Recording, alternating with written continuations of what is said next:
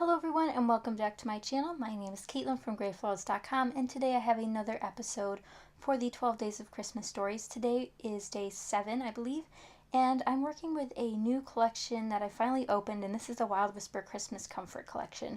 I'll have it linked down below as well as my design team discount code in case you guys want to pick it up before it completely sells out.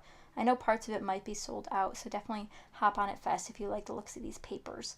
I'll be using the papers, specifically this red one as my 6x8 background, and I'm going to be doing a double photo layout on this 6x8 page today. I really love this red paper. It's so pretty.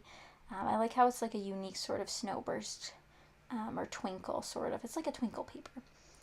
And I'm going to be trimming down my photos so both of them fit. Since these were sort of rectangular photos, it's sort of hard to make it work, but I did end up doing it by making sure they overlapped okay.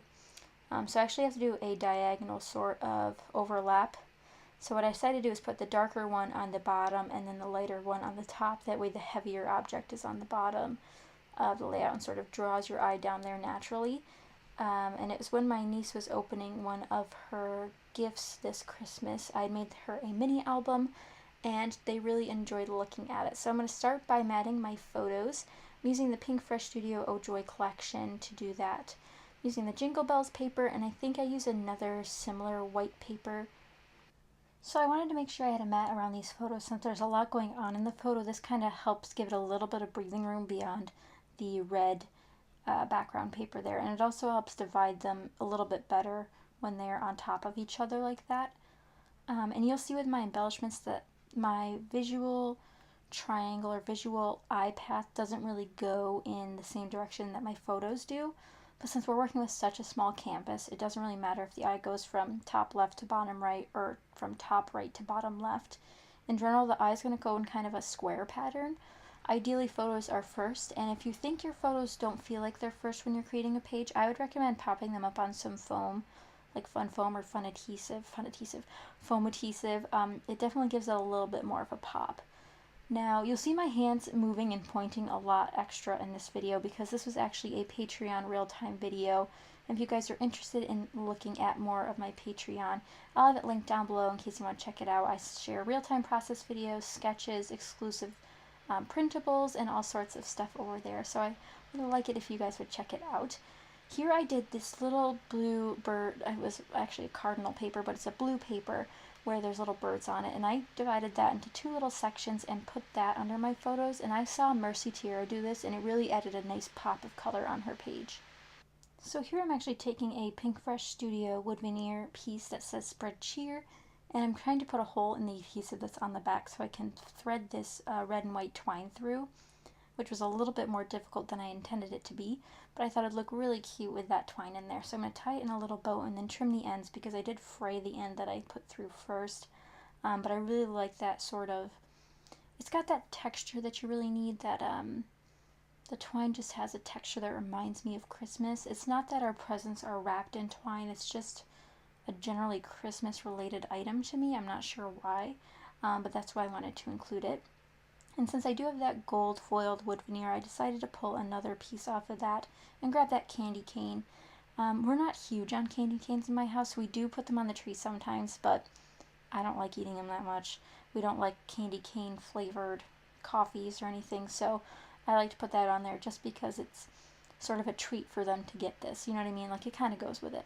And you saw me pull out those Fancy Pants Wish Season buttons. I know I had a request to use the buttons in the video where I unboxed those buttons, so I pulled out the ones that matched that teal paper in the background, and I thought those would be great for a sort of cascading cluster that I'll be doing later. I do go through these Wild Whisper die cuts, which are so adorable, but they just weren't the right words that I was looking for. I was kind of looking for a title, which I wanted sort of like a holiday surprise or some word like that. Now here's where I pull out the stamps. I know a lot of people have been wanting me to stamp on more of my layouts, and of course I'm listening, and of course my stamps are listening because they are neglected, so I decided to do so. So I pulled out the Ho Ho Ho stamp from that Pink Fresh Studio Oh Joy stamp set. I'm going to stamp that and repeat stamp that in my VersaFine black ink to build out these clusters on the top and the bottom of my photos. So those will kind of build out to be, you know, that will kind of give a background to what I'm going to make for the clustering. Now I'm not doing a big cluster, I'm not doing ephemera, but I do need to put my title somewhere, and although I'm not journaling on this specific spread, I might do a secondary page where I leave room for journaling, because this is a little bit more of a story needed, since there's a present you can't really see in their hands that they're looking at and looked very surprised about. So I'm going to convey that through my title at the very least, and hopefully include at least a journaling pocket behind this, maybe to include the journaling. So I put that Ellie Studio wood veneer at the top there, a little star, and then I pulled out some asterisk pieces, which are from Project Life. And then this family script is going to be part of my title, and that is from Freckled Fawn. Again, I'm back on my wood veneer kick. I used to love wood veneer, and now I'm using, 6 pieces of wood veneer on a 6x8 layout. Since I already stamped once, I figured I might as well stamp again. So I pulled out this Dear Lizzie alphabet stamp set. I'm going to spell out the word surprise, and although it won't fit right there on the red, I decided to cut a banner instead and use this scrap piece of paper I had anyway. And I did manage to cut it crooked, so if you think you're seeing things, you're not. It's definitely crooked. I do try to fix it, but the way I put it on my layout, it looks fine anyway. So I'm just going to stamp out surprise again in my VersaFine black ink using these Dear Lizzie stamps.